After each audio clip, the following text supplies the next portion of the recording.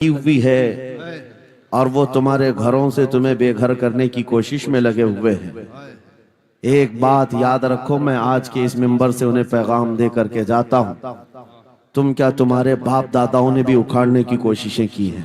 क्या बात। और सिर्फ ये एक खित्ता नहीं है, एक खित्ता नहीं है, इन कीड़ों की तो कोई हैसियत नहीं। इनका बाप इजराइल मिलकर गज्जा को कुछ नहीं कर सका।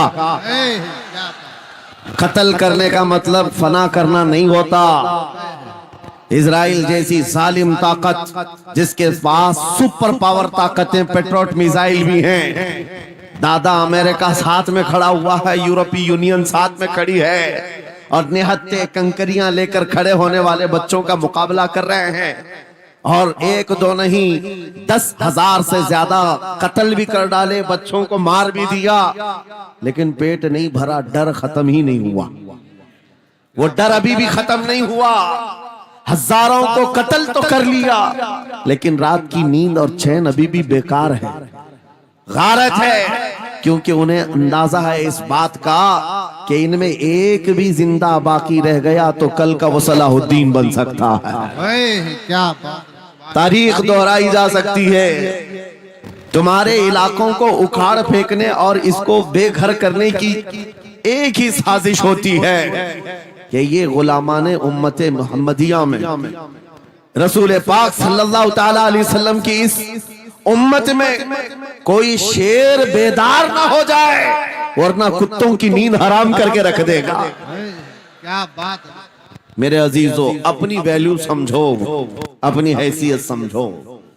जब तुम्हारे साथ बुरी नजर लग जाए तो तुम्हारे उरूज और इर्तिका की मंजिलें शुरू हो जाती हैं। उन जालिमों को ये तारीख याद होना चाहिए कि जब मेरे ख्वाजा सरकार गरीब नवाज हिंदुस्तान तशरीफ लाए थे, उनके आने के बाद जो कुछ भी उनके साथ किया गया, उनके बाप दादाओं ने तारीख बताई होगी। गरीब नवाज को निकालने के लिए, उनकी झोपड़ी उजाड़ने के लिए, उनके खीमे को तोड़ने के लिए, यहाँ तक के सरकार गरीब नवाज जिस दरख्त के नीचे बैठे वहां से उठवा दिया, क्या क्या नहीं किया। लेकिन आज तारीख 800 साल के बाद भी सन्नाटेदार थप्पड़ मार करके बता रही है, जिसको तुम यहाँ से बेघर करने की कोशिश कर रहे थे, अल्लाह ने उसे ऐसा बादशाह बनाया, तुम्हारी हुकूमतें 5 साल के बाद डील डोल होने लगती हैं। और उस मर्द कलंदर की हुकूमत 800 साल से चल रही है, वो भी गर्दनों पर नहीं, लाखों दिलों पर हुकूमत कायम है। क्या बात है। सुभान। ने जो कुछ भी मेरे मुतालिक तारुफ कराया, मैं हेच मदा उस लायक नहीं हूं। अल्लाह मुझे उनके हुस्ने जन के मुताबिक बना दे।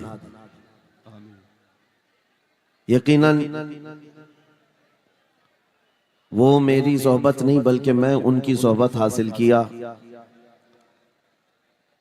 और माशाअल्लाह ये वो उलमा हैं जो अपने दौरे तालिब इल्मी में भी अपनी सलाहियतों और अपनी अखलाक की बुलंदियों की एक छाप छोड़ते हैं।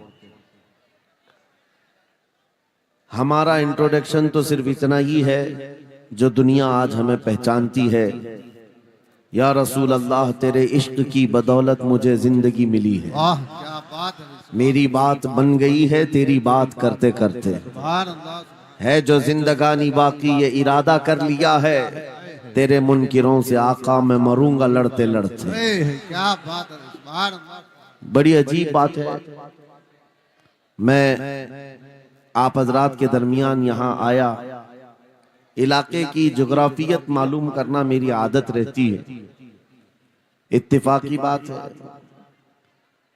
मौलाना शाहिद साहब अजहरी ने ये मुझे बताया कि ये चौक भी मुजाहिद चौक कहलाता है। सुभान अल्लाह। और यकीनन यहाँ मुजाहिदीन को होना भी चाहिए। और शायद 17 नंबर भी है कुछ, जो हमारे बद्र की तारीख भी है। क्या बात है। सुभान अल्लाह। जहां 17 नंबर बद्र की तारीख याद दिलाई जाए और नाम भी मुजाहिद हो, तो वहां के बंदे को बुज़दिल होना ज़ेब नहीं देता। क्या बात है। नारे तकबीर, नारे रिसालत, लब्बैक या रसूल अल्लाह। लब्बैक या रसूल अल्लाह। ऐ सुन्नी नौजवानों, आपके इस जलसे पाक में आने से कबल डॉक्टर समी साहब ने मुझे ये हालात भी सुनाए और बता रहे थे कि यहाँ किस तरह की वाहियात और खुराफात भी चल रही हैं, लेकिन साथ में एक अफसोसनाक खबर ये भी मिली कि एक इतना बड़ा गंजान आबाद इलाका जिस पर जालिमों की बुरी नजर लगी हुई है और वो तुम्हारे घरों से तुम्हें बेघर करने की कोशिश में लगे हुए हैं। एक बात याद रखो, मैं आज के इस मिंबर से उन्हें पैगाम दे करके जाता हूँ, तुम क्या तुम्हारे बाप दादाओं ने भी उखाड़ने की कोशिशें की हैं। क्या बात। और सिर्फ ये एक खित्ता नहीं है, एक खित्ता नहीं है, इन कीड़ों की तो कोई हैसियत नहीं। इनका बाप इजराइल मिलकर गज्जा को कुछ नहीं कर सका। कत्ल करने का मतलब फना करना नहीं होता। इजराइल जैसी जालिम ताकत जिसके पास सुपर पावर ताकतें, पेट्रोट मिसाइल भी हैं, दादा अमेरिका साथ में खड़ा हुआ है, यूरोपीय यूनियन साथ में खड़ी है और निहत्ते कंकरियां लेकर खड़े होने वाले बच्चों का मुकाबला कर रहे हैं। और एक दो नहीं 10,000 से ज्यादा कत्ल भी कर डाले, बच्चों को मार भी दिया, लेकिन पेट नहीं भरा, डर खत्म ही नहीं हुआ। वो डर अभी भी खत्म नहीं हुआ। हजारों को कत्ल तो कर लिया, लेकिन रात की नींद और चैन अभी भी बेकार है, गारत है, क्योंकि उन्हें अंदाजा है इस बात का कि इनमें एक भी जिंदा बाकी रह गया तो कल का वो सलाहुद्दीन बन सकता है। क्या बात। तारीख दोहराई जा सकती है। तुम्हारे इलाकों को उखाड़ फेंकने और इसको बेघर करने की एक ही साजिश होती है कि ये गुलामाने उम्मत मुहम्मदिया में रसूल पाक सल्लल्लाहु ताला अलैहि वसल्लम की इस उम्मत में कोई शेर बेदार ना हो जाए, वरना कुत्तों की नींद हराम करके रख देगा। क्या बात। मेरे अजीजों, अपनी वैल्यू समझो, अपनी हैसियत समझो। जब तुम्हारे साथ बुरी नजर लग जाए तो तुम्हारे उरूज और इर्तिका की मंजिलें शुरू हो जाती हैं। उन जालिमों को ये तारीख याद होना चाहिए कि जब मेरे ख्वाजा सरकार गरीब नवाज हिंदुस्तान तशरीफ लाए थे, उनके आने के बाद जो कुछ भी उनके साथ किया गया, उनके बाप दादाओं ने तारीख बताई होगी।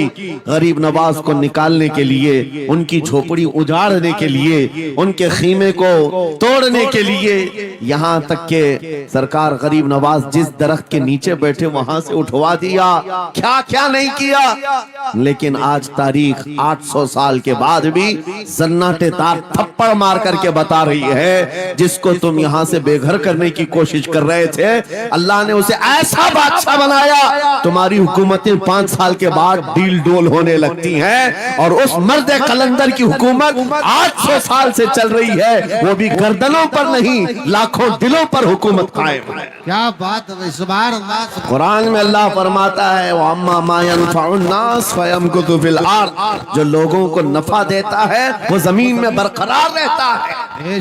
कुरान की आयत पढ़ करके मैं तुम्हें हौसला देता हूँ, तुम्हें यह हौसला देता हूँ।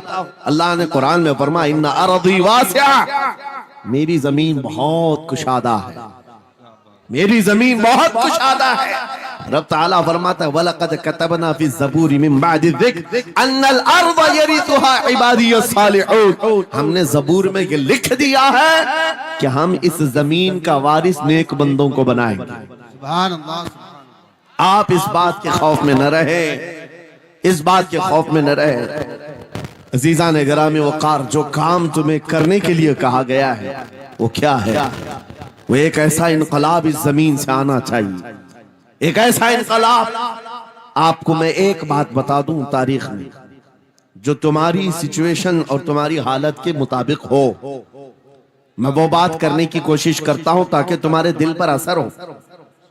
आप जिस इलाके में रह रहे हैं, आप यहाँ के हालात बेहतर जानते हैं। वो दिन याद करो जब नबी पाक सल्लल्लाहु ताला अलैहि वसल्लम ने ऐलान नबूवत फरमाया मक्का में, और उसके बाद कुफ्फार और मुशरिकीन का जुल्म शुरू हो गया।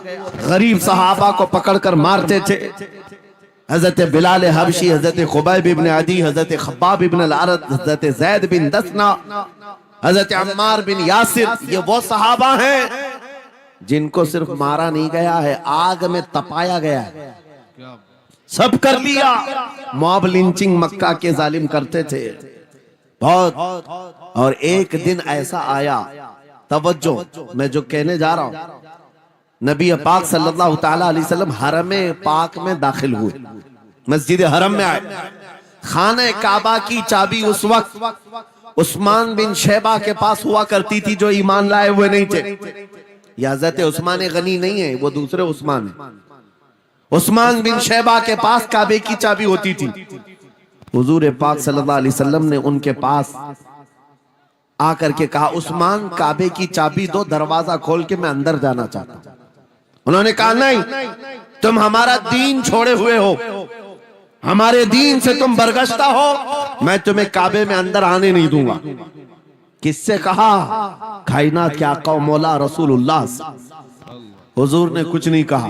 तवज्जो, मेरे आका ने फरमाया, उस्मान याद रखना, एक दिन ये चाबी मेरे पास होगी और ये चाबी मैं जिसको चाहूंगा दूंगा और कयामत तक उससे कोई चाबी छीन नहीं सकेगा। सुभान अल्लाह, सुभान अल्लाह। इतनी बड़ी बात, जबकि मक्का के हालात बहुत अलग थे। जगह जगह सहाबा को मारा जा रहा था और छुप छुप करके इस्लाम की तबलीग की जा रही थी। उस जमाने में मेरे आका फरमाते हैं, उस्मान ये चाबी एक दिन मेरे हाथ में होगी काबे की, मैं जिसे चाहूंगा अता करूंगा और फिर कयामत तक उससे कोई चाबी नहीं छीन सकेगा। यह हदीस पाक में मौजूद है। उस्मान बिन शैबा कहते हैं, पहले तो मुझे हंसी आई, क्योंकि ये खाने काबा की चाबी की जिम्मेदारी आम नहीं होती, खानदानी है, बरसों से चली हुई विरासत के साथ आती है। और ये इस तरह से मुझे कह रहे हैं कि चाबी इनके पास चली जाएगी। और फिर उस्मान बिन शैबा कहते हैं, इनके हालात देख करके तो लग नहीं रहा था कि चाबी जाएगी, लेकिन जलाल जिस अंदाज में गुफ्तगू हो रही थी, ये देखकर डर भी लग रहा था कि कहीं ये सचमुच चाबी ले तो नहीं लेंगे। फिर उस्मान बिन शैबा कहते हैं, वो हालात भी आ गए कि जब रसूलुल्लाह हिजरत करके चले गए मक्का से, सहाबा भी घर बार छोड़कर चले गए। उस्मान बिन शैबा कहते हैं, आप तो दिल मेरा चौड़ा हो गया, कहां मुझसे चाबी लेने की बात कर रहे थे, कहां इनका घर भी नहीं बचा, घर भी छोड़कर जाना पड़ा। अगर कल तुम्हारा घर छोड़कर जाना पड़े तो मेरी ये बात याद रखना, इस हदीस को याद रखना। हुजूर पाक हिजरत करके चले गए, सहाबा भी अपने घर बार सब छोड़कर मदीने चले गए। उस्मान बिन शैबा कहते हैं, अब तो मेरा सीना चौड़ा था, कहां ये चाबी की बात करते थे, कहां अपना घर भी नहीं रख सके। साल गुजर गया, 2 साल गुजर गए, 3 साल गुजर गए, 4 साल गुजर गए, 5 साल गुजर गए, 6 साल गुजर गए।